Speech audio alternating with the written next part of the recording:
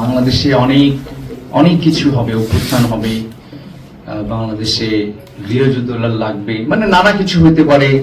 আপনার দেশের সময়ের পরিক্রমায় অনেক কিছু হতে পারে, 1000 বছর পরেও হতে পারে, কিন্তু স্বাধীনতা একবারই, এটা একবারই এসছে, এটা থাকবে।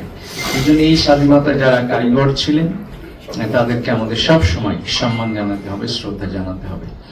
তো যারা বীর মুক্তিযোদ্ধারা রয়েছেন তাদের সবার প্রতি আমাদের সশ্রদ্ধ সম্মান এবং সালাম। এবং আপনারা জানেন 16ই ডিসেম্বরে আমরা এবারে খুবই জাঁকজমকপূর্ণ ভাবে আমরা 16ই ডিসেম্বর পালন করতে যাচ্ছি। গতবার 5ই আগস্টের পরবর্তী সময় একটু শিথিলতা ছিল আমাদের, কিন্তু এবার আমরা অনেক বড় পরিসরে সুন্দর করে অনুষ্ঠানটি করতে যাচ্ছি। আপনাদের সবাইকে আমন্ত্রণ রইল।